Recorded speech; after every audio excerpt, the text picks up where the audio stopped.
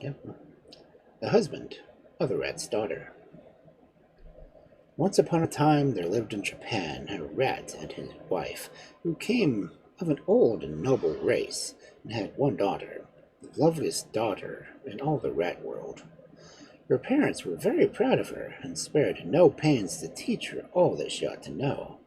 There was not another young lady in the whole town who was as clever as she was in gnawing through the hardest wood, or who could drop from such a height on a bed, or run away so fast if anyone was heard coming. Great attention, too, was paid to her personal appearance, and her skin shone like satin, while her teeth were as white as pearls, and beautifully pointed. Of course, with all these advantages, her parents expected her to make a brilliant marriage, and as she grew up, they began to look about for a suitable husband. But here a difficulty arose. The father was a rat from the tip of his nose to the end of his tail, and outside as well as in, and desired that his daughter should wed among her own people.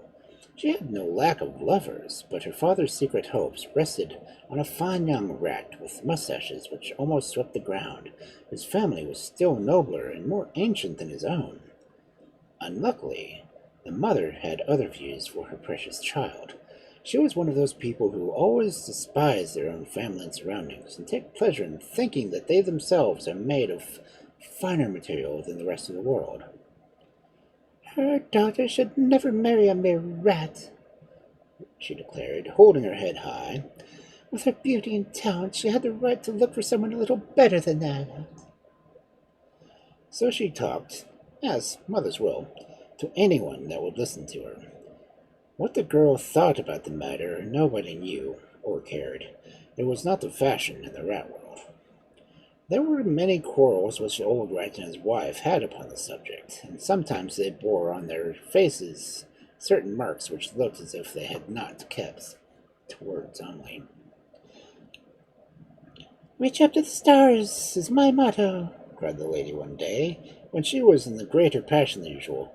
My daughter's beauty places her higher than anything upon earth, she cried, and I'm certainly not going to accept a son-in-law who's beneath her.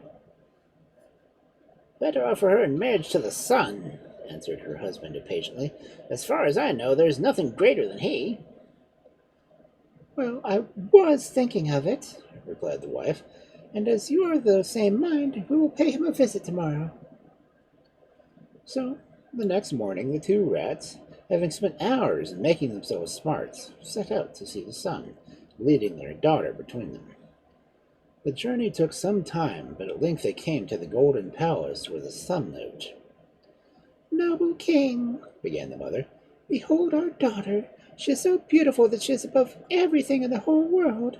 Naturally, we wish for a son-in-law who, on his side, is greater than all. Therefore, we have come to you. I am much flattered, replied the son, who was so busy that he had not least wished to marry anyone. You do me great honor by your proposal. Only in one point you are mistaken. It would be wrong of me to take advantage of your ignorance. There is something greater than I am, and that is a cloud. Look. And as he spoke, a cloud spread itself over the sun's face, blotting out the rays. Oh, well, we shall speak to the cloud, said the mother, and turning to the cloud, she repeated her proposal.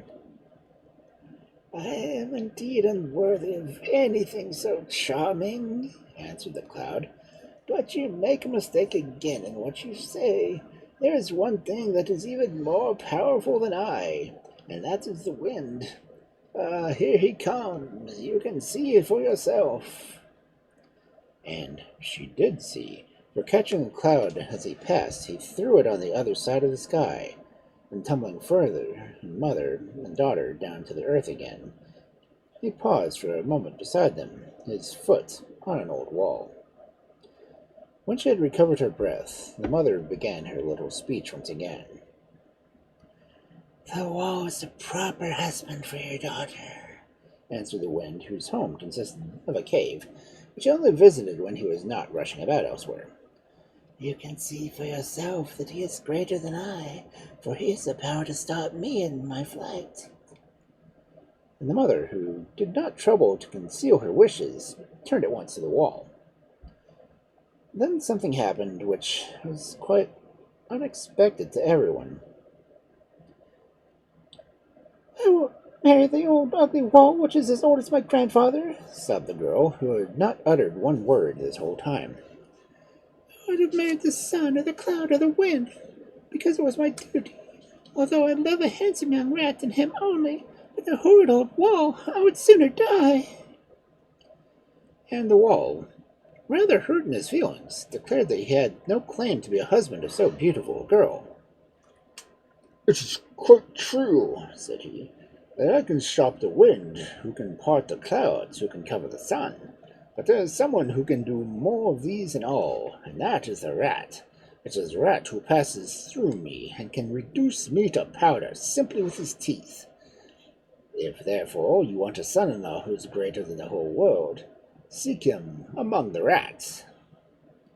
"Ah, what did I tell you?" cried the father, and his wife thought for a moment, though angry at being beaten, soon thought that a rat son-in-law was what she had always desired. So the three returned home happily, and the wedding was celebrated 3 days after.